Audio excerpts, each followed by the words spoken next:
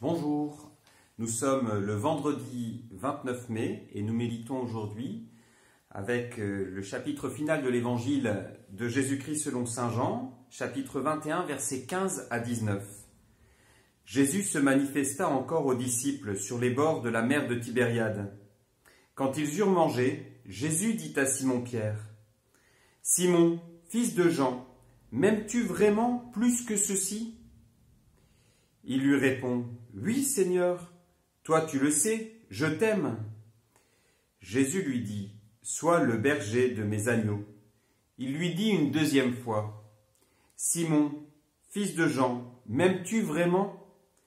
Il lui répond, « Oui, Seigneur, toi tu le sais, je t'aime. » Jésus lui dit, « Sois le pasteur de mes brebis. » Et il lui dit pour la troisième fois, « Simon, fils de Jean, m'aimes-tu » Pierre fut peiné parce que la troisième fois Jésus lui demandait, « M'aimes-tu » Il lui répond, « Seigneur, toi tu sais tout, tu sais bien que je t'aime. » Jésus lui dit, « Sois le berger de mes brebis. Amen, amen, je te le dis, quand tu étais jeune, tu mettais ta ceinture toi-même pour aller où tu voulais.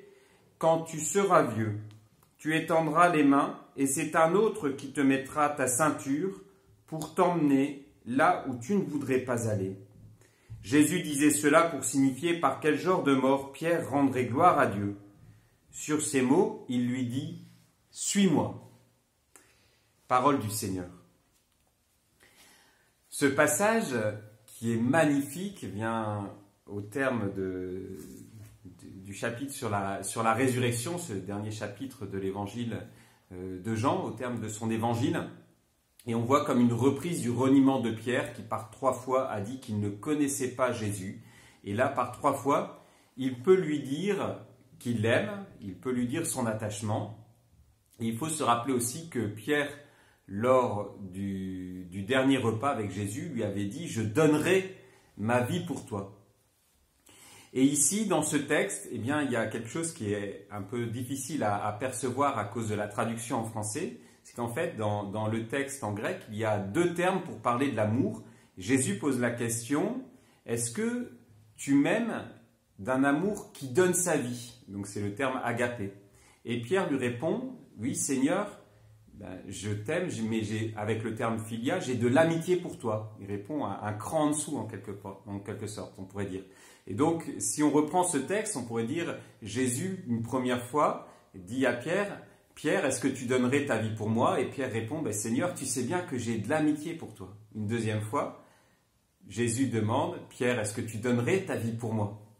Et Pierre, qui sait bien qu'il a renié Jésus 3 fois, qui n'ose pas redire les choses de façon inconsidérée, répond, oui Seigneur, tu sais bien que j'ai de l'amitié pour toi. Et la 3e fois, Jésus pose la question, en se mettant sur le registre de Pierre, Pierre, as-tu de l'amitié pour moi? Et c'est là que Pierre est peiné, parce que Jésus ne pose plus la question avec la même intensité. Et donc, il aimerait bien donner sa vie pour Jésus, mais il sent bien qu'il n'en est pas capable.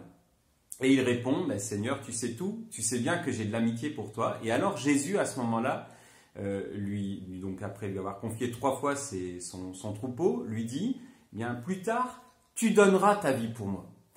Et donc pour nous, c'est quelque chose de très beau en ce temps où on demande l'Esprit Saint, l'Esprit de Pentecôte, de continuer à suivre Jésus comme Jésus l'a invité pour Pierre, comme il nous y invite, le suivre de la façon dont on est capable, avec notre amitié, avec notre amour souvent insuffisant, mais en faisant confiance en Jésus et en l'Esprit Saint qu'il va nous donner, qu'il nous donne pour nous perfectionner et pour nous rendre capables d'aller jusqu'au bout de notre chemin d'évangile, jusqu'au bout de cet amour que nous portons à Dieu et dont il nous rend capables. Je vous souhaite une très belle journée.